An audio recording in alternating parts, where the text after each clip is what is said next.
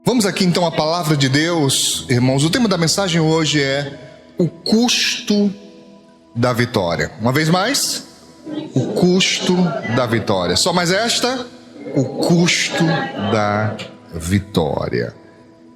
Por favor, eu queria que você deixasse marcado em sua Bíblia, em Mateus capítulo 20, a partir do verso 20. Mateus capítulo 20, a partir do versículo de número 20 também. Importante que você não fique só vendo a projeção, é muito importante que você anote. Irmãos, se você quer crescer muito em entendimento, aprenda um princípio. Esse é um princípio até mesmo do processo de ensino e aprendizagem. Quem estuda apenas ouvindo, repito, quem estuda apenas ouvindo, aprende menos do que quem estuda e escreve. O ato de escrever, ele é comprovadamente fundamental para você fixar um entendimento. Então não seja apenas passivo nesse aprender, haja também, seja ativo, escreva, anote alguma coisa que o Senhor vai falando importante com você. Tudo bem? Muito importante. Mateus capítulo 20, verso 20 diz: Então se aproximou dele Jesus, a mãe dos filhos de Zebedeu com seus filhos, Tiago e João, adorando-o e fazendo-lhe um pedido. Guarde isto em nome de Jesus. Ela adorou, mas ela também de imediato fez um pedido. E eu queria meditar com você sobre isso, adorar e pedir. Qual é a sua intenção quando você faz isso? E fazemos, irmãos, fazemos muito. Vamos orar a Deus. Se você prestar bem atenção, uma boa parcela da nossa oração é pedindo alguma coisa. E qual é a intenção do seu coração quando você então faz um pedido? Eu coloquei uma interrogação, uma pergunta: adorar e pedir é certo ou errado? Eu queria que você respondesse isto. O que é que você acha? Adorar e pedir é certo ou errado? O que é que você acha? Eu queria que vocês vissem daqui a cara de paisagem que vocês fazem. É incrível, assim. Não é nem comigo, pastor, não sei. Que é para não errar.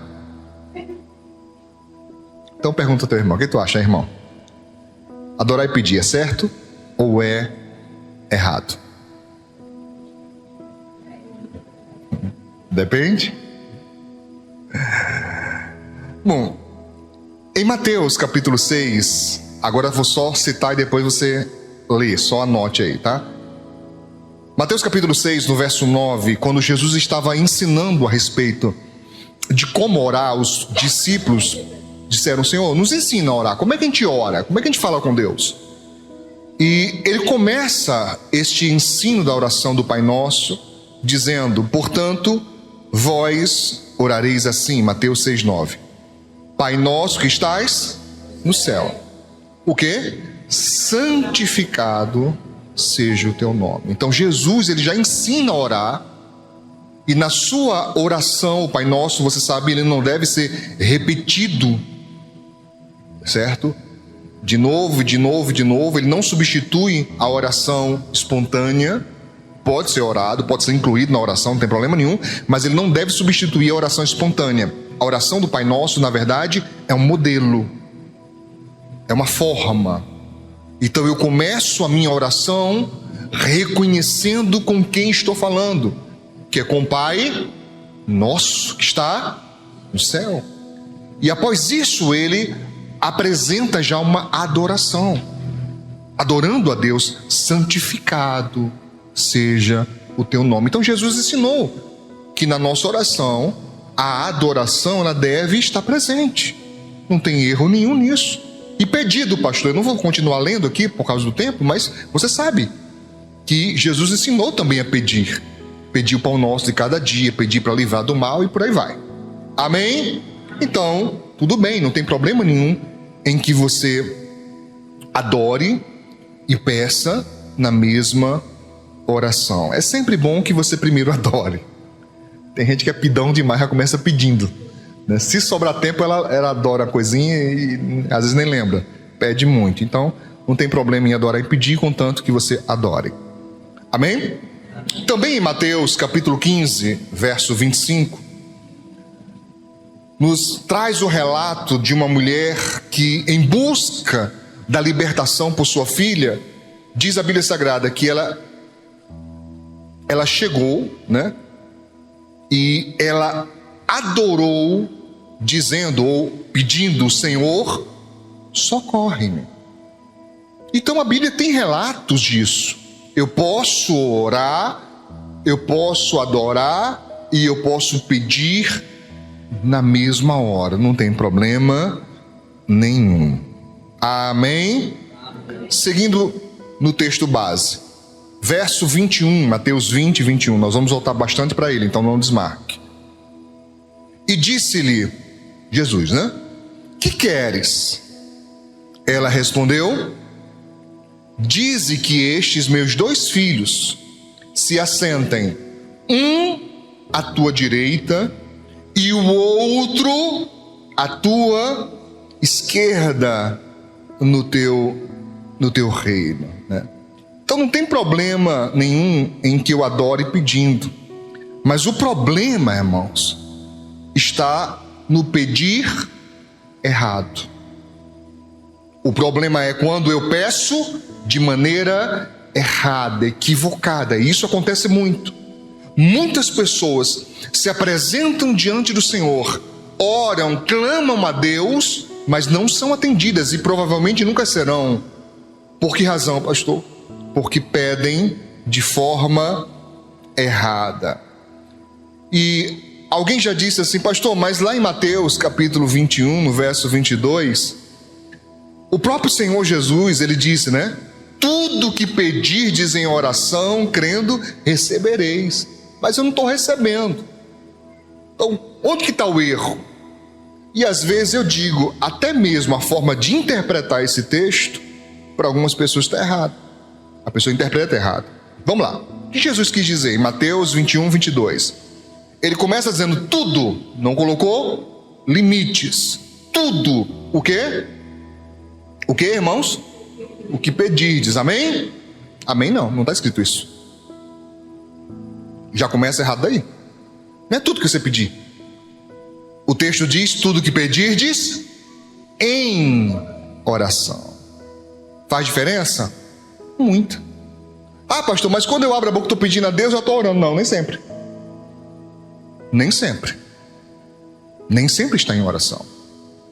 Porque a oração a Deus, o falar com Deus, ele de certa maneira sintetiza o que os sacerdotes faziam no passado, de entrar diante do Senhor, no santuário de Deus, para apresentar ao Senhor os pedidos, as ofertas de gratidão, os sacrifícios, tudo que o povo trazia. Hoje não precisamos mais disso. Jesus deixou claro que em qualquer lugar onde eu esteja, não é só na igreja, é em casa. Vou falar uma coisa bem estranha agora. Olha para essa pessoa do seu lado aí. Imagina essa pessoa lá na casa dela, lá no vaso sanitário. Pastor, não faz isso comigo.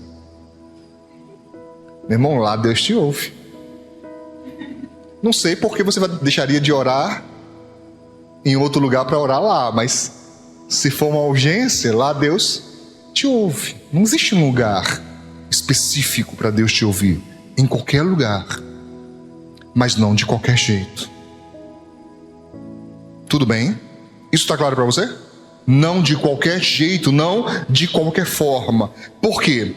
Porque ele disse, você vai pedir, mas esse pedido está incluso dentro de uma oração, mas essa oração obrigatoriamente precisa ser crivada de fé. Você precisa crer. Mas você sabia, irmãos, que o crer em Deus, ele exige outras coisas. O que, pastor? Não tem como eu crer em Deus sem obedecê-lo. Se eu creio em Deus sem obedecê-lo, eu apenas acredito que ele existe. E não é a mesma coisa da fé sobrenatural. Por favor, aqui estou me reportando, estou me referindo à fé sobrenatural. A fé que traz à existência o que não existe. Eu preciso obedecer. A nossa fé em Deus, ela exige obediência. Eu vou tentar provar isso nessa noite. Tudo bem? E ele disse: crendo, o recebereis. Se eu creio, eu atendo, eu obedeço, eu estou em aliança com Deus. E em aliança com Deus, eu recebo. Está claro isso? Tiago diz, o apóstolo Tiago, na sua carta, no capítulo 4, verso 3: pedis e não recebeis. Por quê? Porque pedis mal. Olha isso. Vocês pedem, mas vocês não recebem, Tiago está dizendo, por um fato específico. O seu pedido é mau, é errado, não é conforme o que Deus quer. Irmãos, eu tento explicar para algumas pessoas que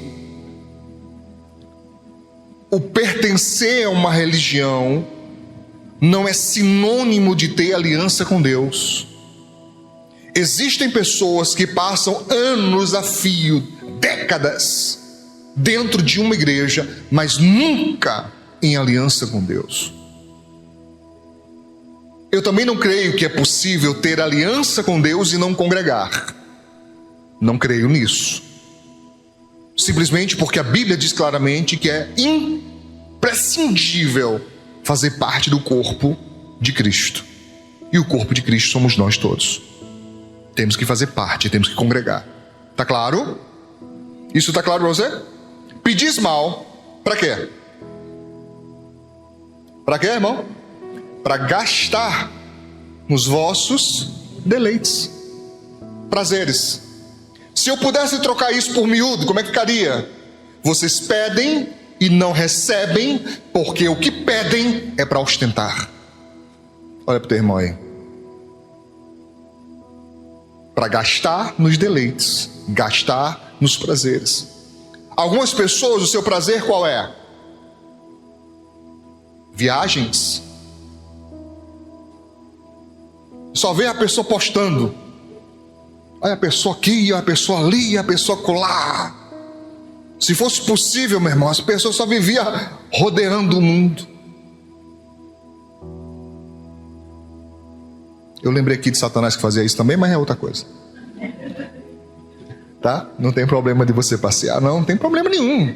Não tem problema nenhum você tirou férias ou a serviço, foi para um lugar bonito, tirou fotos, né? Postou as fotos de lugares bonitos. Não é isso que eu estou dizendo. Não tem problema nenhum você fazer isso. Talvez às vezes não seja seguro para você, mas problema não tem em relação à questão espiritual. Qual é o problema, pastor? É o prazer da pessoa, o deleite da pessoa ser sempre agradar a carne em detrimento do espírito. Tá claro isso? Tiago deixa bem claro, não tem nem como ter dúvida disso. Vocês pedem e vocês não recebem porque pedem mal. E ele explica, o pedir mal se trata de quê? De gastar nos deleites, nos prazeres. Pastor, então eu tenho que ter uma vida bem de monge. Olha essa pessoa, se ela tem cara de monge, né? Essa pessoa na clausura, né? Hã? Quem? Tiago? Disseram que Tiago tem cara de monge. Olha, Tiago. Isso é preconceito, irmão. Bullying com o irmão na igreja. Vocês têm coragem, viu? Não. Não é que ele não tenha, estou dizendo que não tem nada a ver. Tá? Para gastar nos deleites. A pessoa só pensa nisso o tempo todo. Eu vou falar uma coisa perigosa, e eu peço em nome de Jesus que vocês tenham cuidado com o que vão ouvir, para que não soe de forma nenhuma como algo ofensivo. Mas, por exemplo, algumas pessoas, elas adoecem de uma maneira muito rápida, porque tudo que passa na cabeça da pessoa é comer. Comer é comida o tempo todo. E não se engane, eu não estou falando de sobrepeso. Tem pessoas que têm sobrepeso por questões hormonais. Tem gente que, sabe, a sua o seu metabolismo, ele é desordenado. Então a pessoa pode comer até pouco, mas o pouco que ela come já faz ela engordar. E tem gente, meu filho, que você olha para a pessoa e fala assim: vai para onde essa comida? Que a pessoa come, meu filho, come, parece um poço sem fundo, certo? E não engorda nada. Tá aí a irmã Ana de testemunha.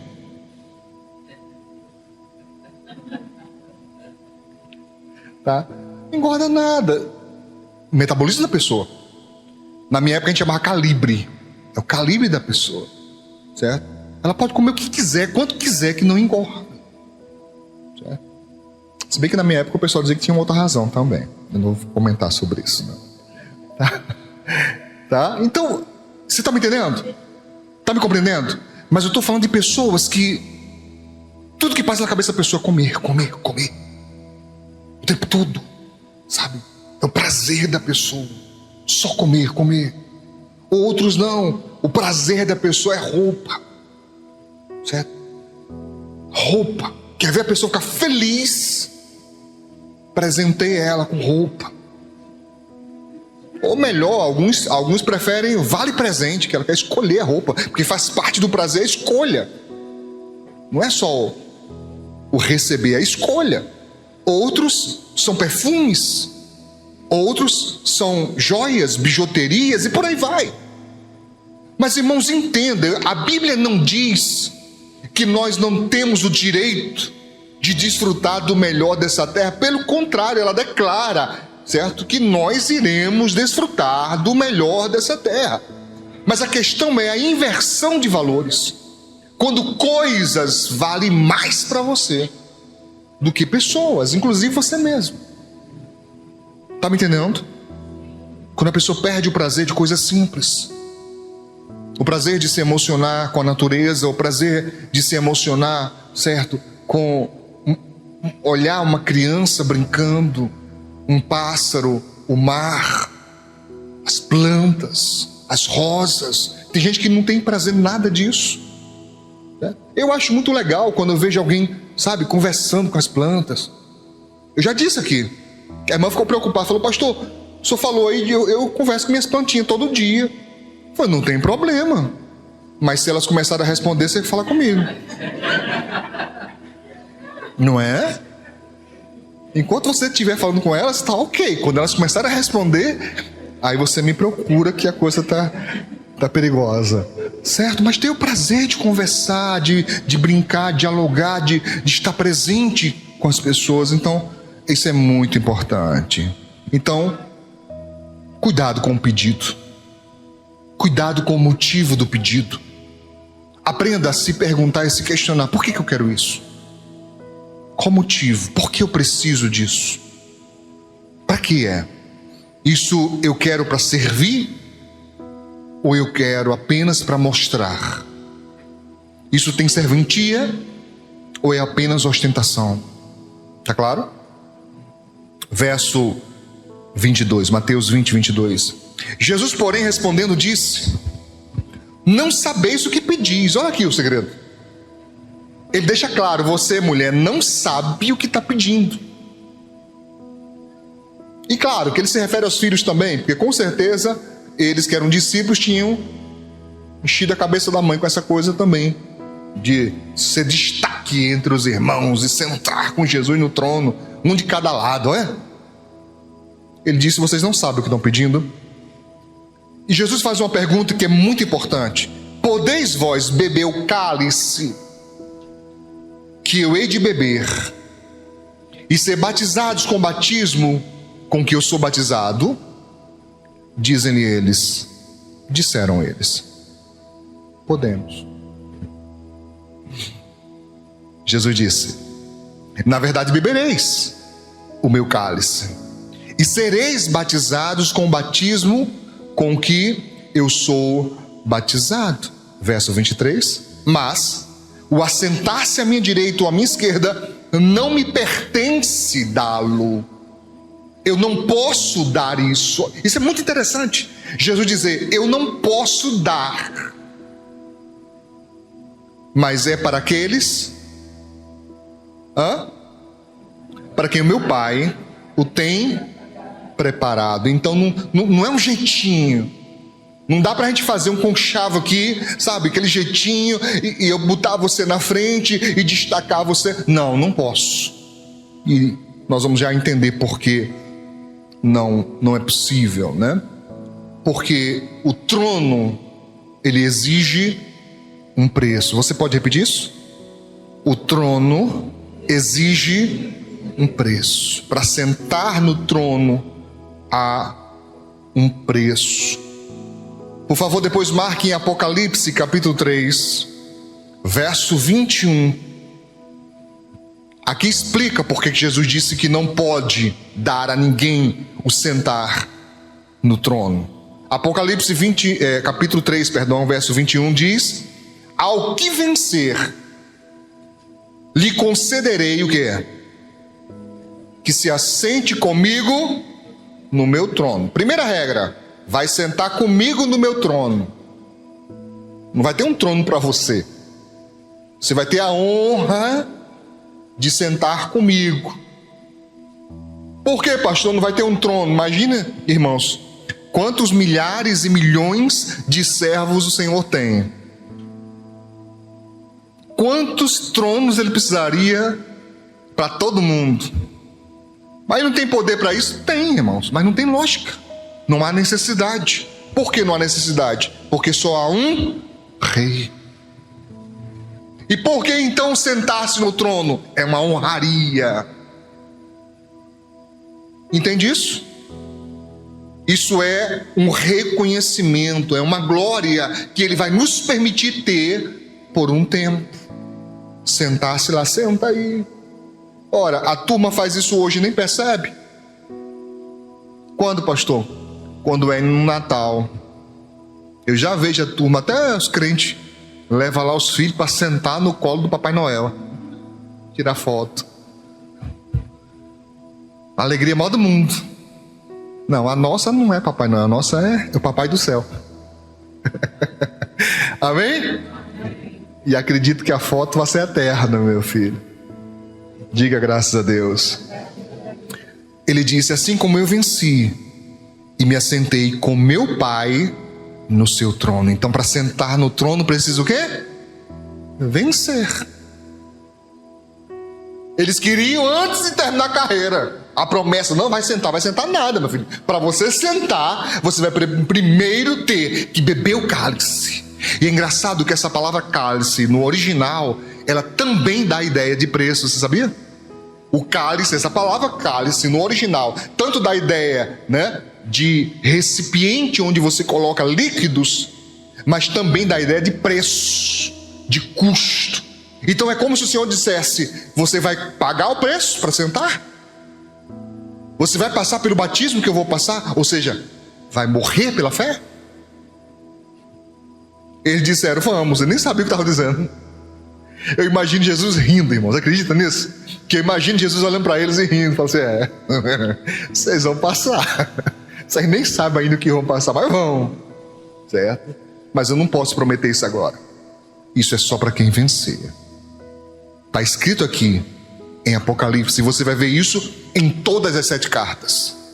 ao que vencer, tem que vencer para poder receber. Amém, irmãos? Amém. Olha o que diz o João na primeira carta, no capítulo 5, verso 4. Porque todo que é nascido de Deus, porque o quê? Todo o que é nascido de Deus vence o mundo. Você é nascido de Deus? Pastor, sim. Eu aceitei Jesus como meu único e suficiente. 1 João, não é Evangelho. Está lá perto de Apocalipse. Eu aceitei Jesus como meu Salvador. Eu nasci de novo, abandonei o mundo, abandonei o pecado, vivo a minha vida para agradar a Deus, nasci de novo. Maravilha. Mas o que é nascido de Deus, ele vence o mundo. Mas ainda bem que o Espírito Santo nos ajuda. E o apóstolo continua dizendo: e esta é a vitória que vence o mundo. Qual é? A nossa fé. A nossa fé. Esta é a vitória. Então só é possível vencer através da fé. Eu queria que você guardasse isso. Viver pela fé e obediência a Deus.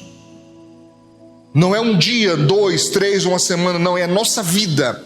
Eu preciso viver pela fé.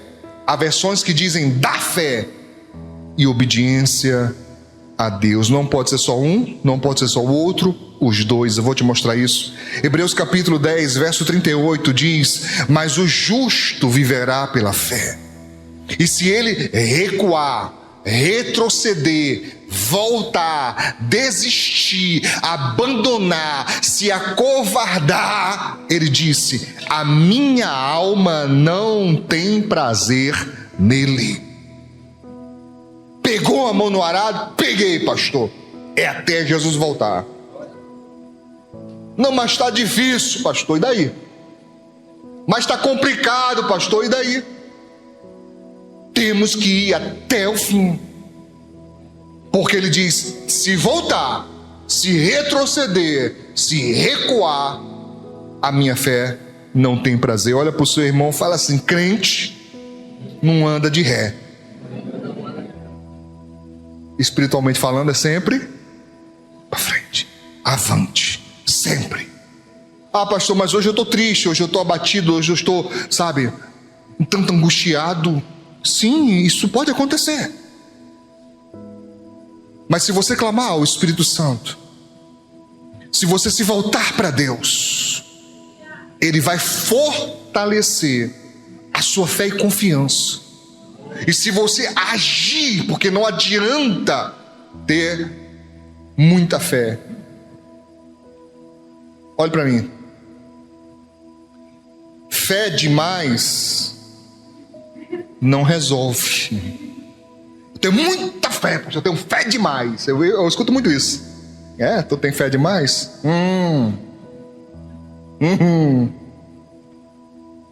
Resolve muita coisa não. Porque a fé sem obras, ela é morta em si própria. Talvez por isso Pedro é morta. Tem que agir. Aí você pergunta a pessoa: e aí, irmão? Ah, pastor, eu já fui ali, já fui acolá, já bati aqui, já bati acolá. E daí? E daí? O que isso quer dizer? Quer dizer que não tem jeito? Pastor, descobri que não tem jeito. E daí? Pastor, não tem jeito. E daí?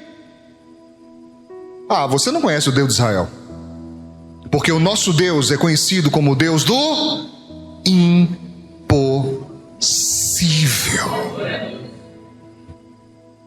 E por que não se tornou possível na minha vida, pastor? Por quê? Bom, há casos e casos. Mas de uma coisa eu sei: quando você age por fé, ação movida por fé, você está chegando na ordenança do Senhor. E mais cedo ou mais tarde, a vitória vem. De uma coisa eu posso testemunhar para você: Deus sempre nos surpreende. Deus é um Deus tão grandioso, irmãos, tão poderoso, que quando Ele chega, nós ficamos constrangidos, porque olhamos e falamos: como eu vou dar conta disso tudo? Como? Então você entende muito bem o que Moisés passou. Foi exatamente isso. Olhar para aquele multidão de gente e dizer: envia a quem tu has de enviar. Aí Deus está dizendo: é você mesmo. Mas eu sou velho, sou pesado de língua. Tá certo, vou enviar um ajudador. Olha o ajudador que Deus mandou: Arão, mais velho que ele. Você não está entendendo? Não está entendendo isso? É Deus dizendo: o seu problema é ser velho? O teu ajudador vai ser mais velho, para você aprender que o domínio está nas mãos do Senhor. Aplaude com fé, irmão. Aleluia.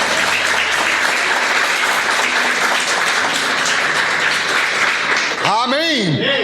Filipenses capítulo 2, verso 8 diz: e achado na forma de homem, falando de Jesus, achado na forma humana, humilhou-se a si mesmo, sendo o quê? Obediente até a morte, e morte de cruz. Então esses dois requisitos são indispensáveis. Eu preciso viver pela fé e preciso ser obediente até a morte. Significa o que, pastor? Ao longo da minha vida, a partir do momento que eu encontro Jesus, a partir do momento que eu encontro o Senhor na minha vida, eu tenho que obedecê-lo. Mas pastor, não, para com essa coisa de mais. Para com essa coisa de mas esquece esse negócio de mais. Confie. Faz o que dá. Faz o que está na sua mão. Não se preocupa com o depois, como se Deus não tivesse condições de fazer algo grandioso na sua vida. Deus tem. E mais importante, Deus quer. Mas você precisa crer e obedecer. Crer e obedecer. Crer e obedecer. Crer e obedecer. Amém? Você está me entendendo? Mas o que nós enfrentamos nessa carreira da fé, pastor? Segura na mão do seu irmão e diga: se prepare. Se prepare. O que enfrentaremos? O que nós enfrentaremos? Preparados? Mateus capítulo 10, marque na sua Bíblia, a partir do verso 34. Mateus 10, 34. Palavra do Senhor Jesus.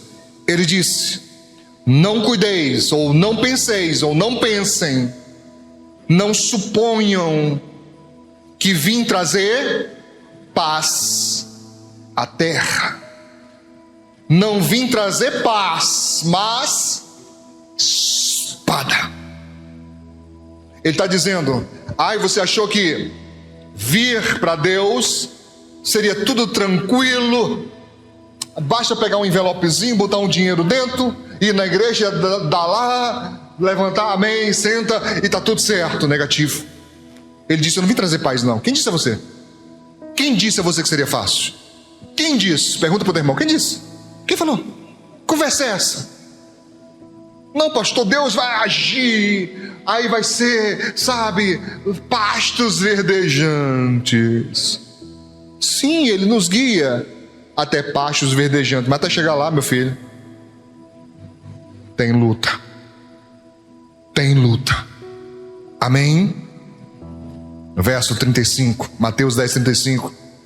Ele explica dizendo: porque eu vim pôr em dissensão o homem contra seu pai, e a filha contra a sua mãe, e a nora contra a sua sogra. Como é, pastor? Deus vai fazer confusão na minha casa? Não. Mas é uma forma de dizer, a partir do momento que você entrega a sua vida a Deus, pessoas que antes queriam bem a você, você vai notar na fisionomia da pessoa que ela agora não te suporta. Ela não aguenta olhar no seu rosto. Ela não aguenta ouvir a sua voz sem você ter feito nada de mal contra a pessoa. Simplesmente porque agora você está buscando a Deus. Você poderá ouvir coisas como: depois que vês tudo que não presta, que é uma de santo, olha, santinho do pau oco, sem você dizer nada com a pessoa. Chega a pessoa e fala assim: quer ser melhor que todo mundo, quer dar uma de santo. Se você não tomar cuidado, você fica até constrangido, você fica até com vergonha de falar de Jesus, você fica até com vergonha de dizer que é crente. Conversa fiada. Pai, dito aqui, foi avisado para nós antes, vai ter dissensão. Por quê? Por causa das trevas que não suportam a luz. Amém? No verso 36 ele diz: e assim, ou por causa disso, ou desta forma, os inimigos do homem serão seus familiares. É assim em toda casa? Não. Existem casas que mesmo pessoas que não são cristãs respeitam. Elas não querem, mas elas não se importam que você creia. Elas acham até bonito.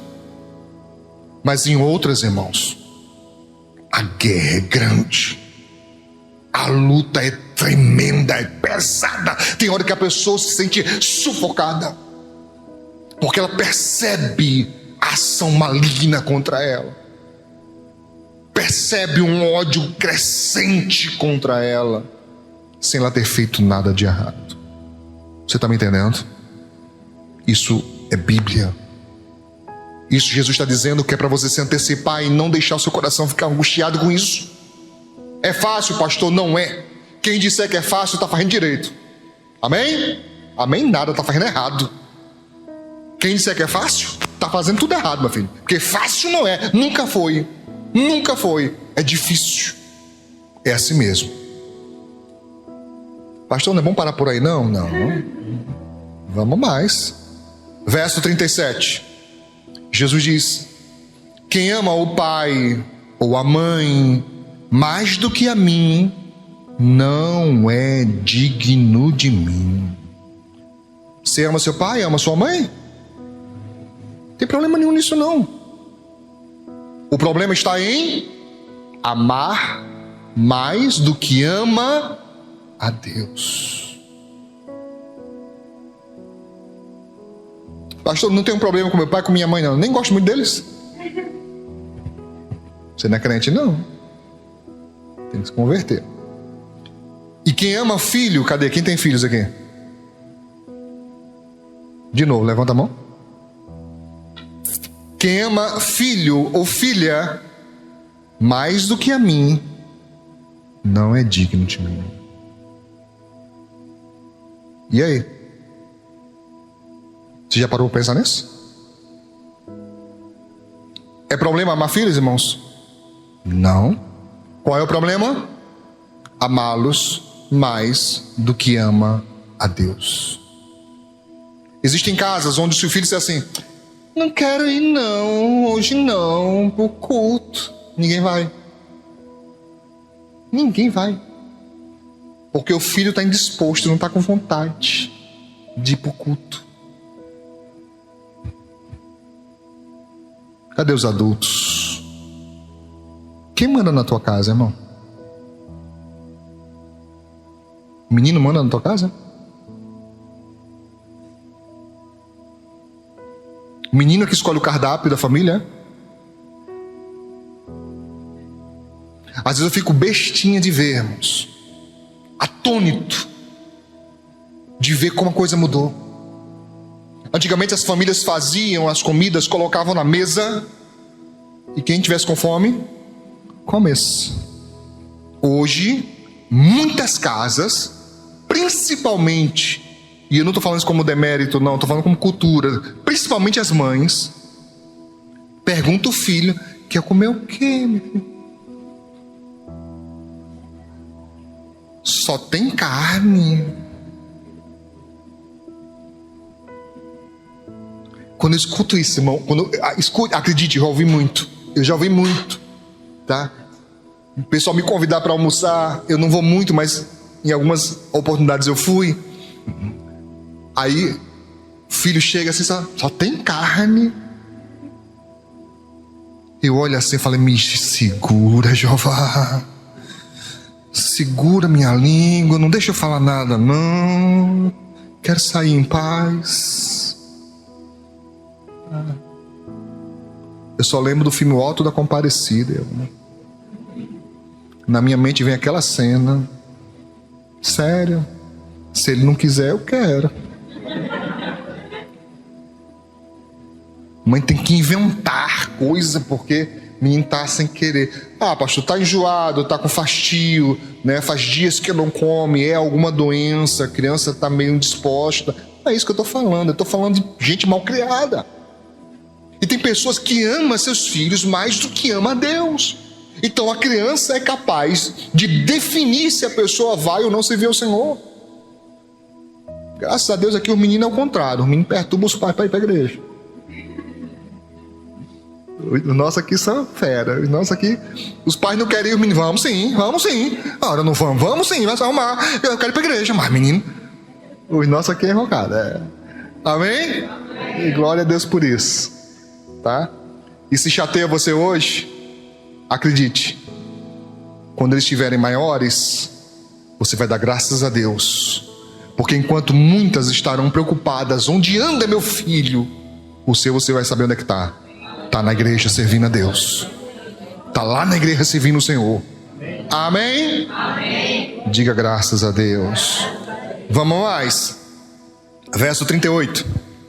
E quem não toma a sua cruz e não segue após mim, olha, segui-lo com a cruz, não é digno de mim. Onde é que anda a tua cruz? Você está lembrando de alguém, mas não estou falando de alguém. Não estou falando de alguém. Mas vai que, né? Não sei, enfim. Pastor, o que é a cruz? Não, querida, a cruz não é o peso, a perdição, não. Cruz é alvo. Cruz é propósito. Isso pouca gente entendeu até hoje. Que no nosso caso, a cruz não é símbolo de maldição.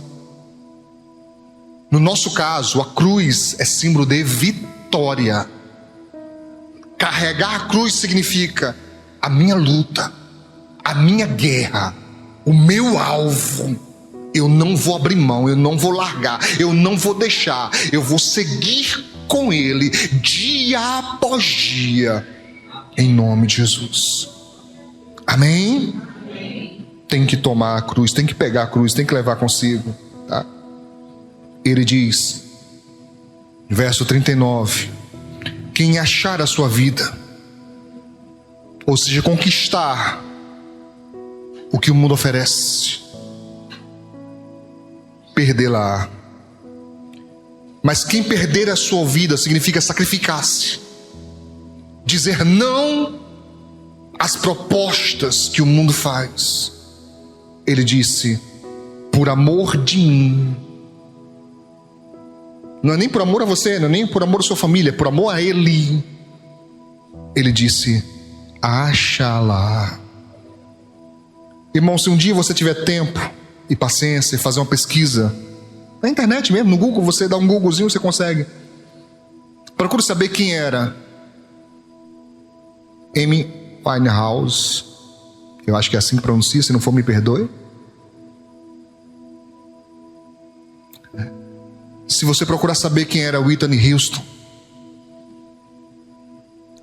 se você procurar saber quem era Elvis Presley, E muitos grandes artistas eram todos de igrejas. Mas que em dado momento o mundo falou assim: vem, tá vendo tudo isso que você quer? Se você se prostrar e me adorar, eu te dou. Isso parece familiar a você? Parece?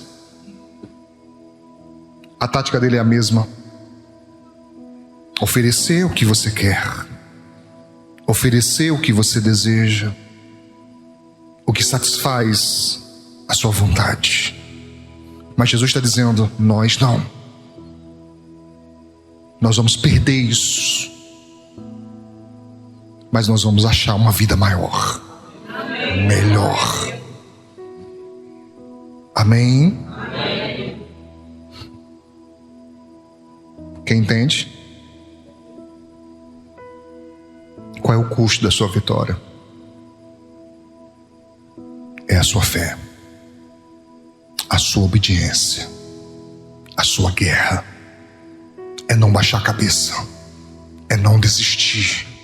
É nesse momento difícil, quando as portas parecem todas fechadas, quando não parece haver uma saída possível, você lembrar da palavra. E como disse o salmista, você dizer: eleva meus olhos para os montes. Nem adianta mais olhar aqui, que aqui não tem mais nada que me ajude. Eu vou aumentar o nível da coisa. Vou olhar mais para cima, mais para o horizonte. De onde me virá o socorro?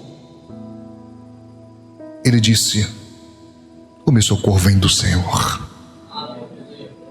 Às vezes nem olhando para cima resolve, querido. Nem procurando um pouco mais distante resolve. Existem momentos que a única saída é olhar para o alto e clamar àquele que tudo pode, e dizer: Senhor, eu não tenho como. Esgotaram-se todos os meus recursos, mas eu creio em Ti. Eu creio no Senhor. Eu confio em Ti, e eu vou pagar o preço da vitória, porque foi para isso que eu nasci, para vencer. E se você fizer isso, você vai desfrutar de grandes coisas. Alguém uma vez olhou para mim e disse: você nunca vai ser nada, nunca vai ser ninguém. Essa semana eu estava olhando a foto dele, aonde ele está e onde eu estou, e eu falei: só o Senhor faz isso.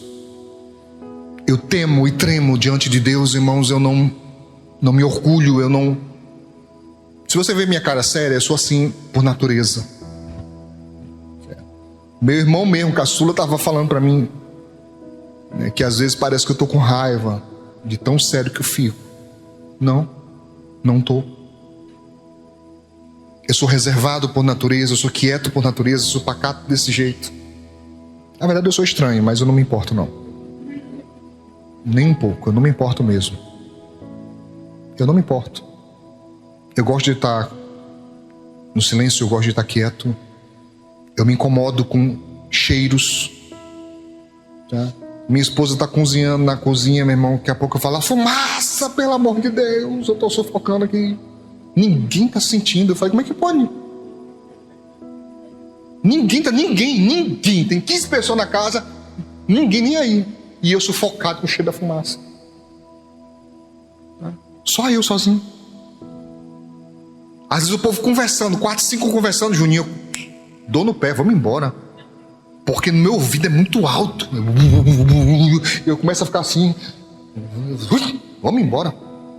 Vou lá pra cima, meu quarto é em cima, chego lá em cima, fecho a porta e boto um fone. Pergunta pra pastora. Sou estranho, não tem mais o que fazer. Era. Tá? Mesmo assim, com todas as muitas limitações, que se eu contasse uma por uma, filho, talvez você dissesse assim: pastor, me dá a carta de transferência que eu vou para outra igreja. Você dá para ser pastor mesmo? Com tanta limitação que eu tenho. Tantas limitações.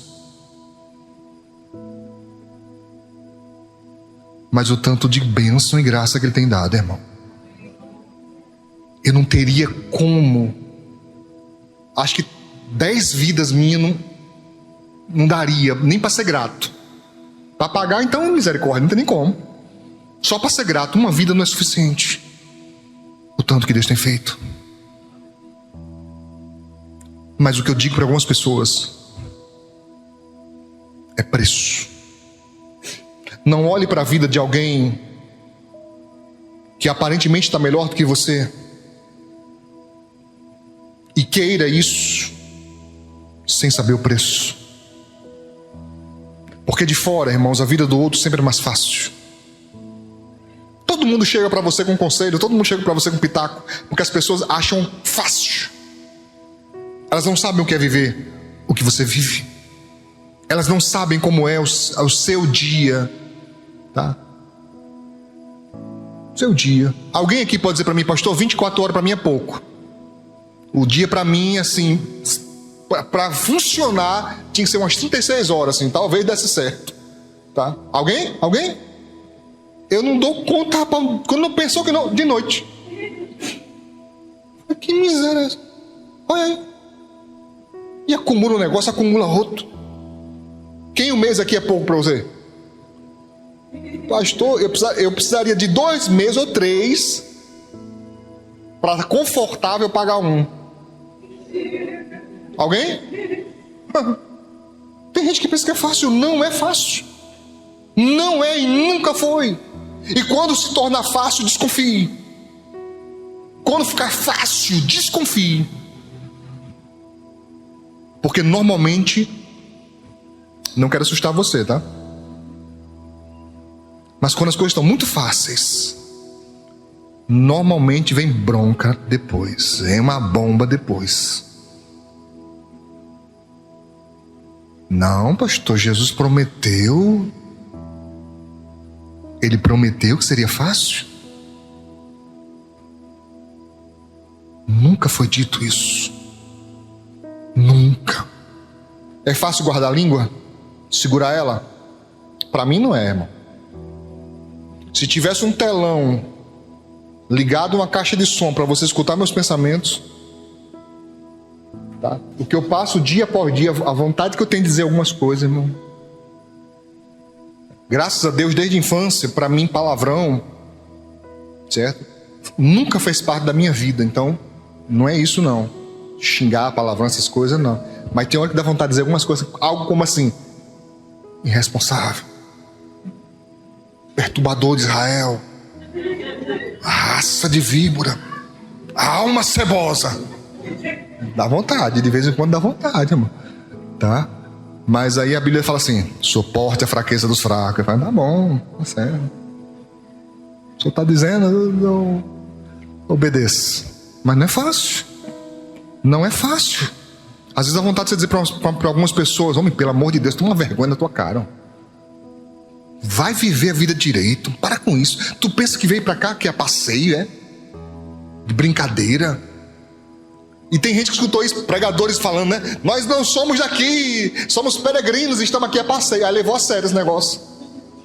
Tá na vida a passeio, irmão. A vida é só sombra e água fresca. É difícil. É difícil. Mas não significa que no final é derrota. Não. É difícil. Foi difícil para Davi? Foi? Foi ou não foi? Você suportaria ser perseguido mais de 30 anos? Perseguido para morte. Se o cabo te pega, mata. Suportaria? Tem gente que não suporta uma discussão, irmão. Uma discussão. Se alguém discute, a pessoa acaba se sentindo mal. Eu sou um desses, eu não gosto de discussão com ninguém. Não gosto. Às vezes eu nem durmo. Se eu tiver que discutir com alguém, dar uma bronca em alguém, nem durmo direito. Eu gosto da paz interna, interior. Não gosto de confusão com ninguém, tá? Um dia desse a pessoa fala assim: pastor, não vem mais não para a igreja. Eu digo: tá, amém. Mas pastor, não vai. Eu digo: eu não vou fazendo nada. Eu quero é paz. Adianta se eu ficar perturbando a pessoa? Não adianta. Se ela quiser ir, ela vai. Se ela quiser voltar, ela volta. Eu quero é paz. Mas uma coisa é certa: mesmo com lutas, mesmo com batalhas, a vitória é garantida na palavra. Se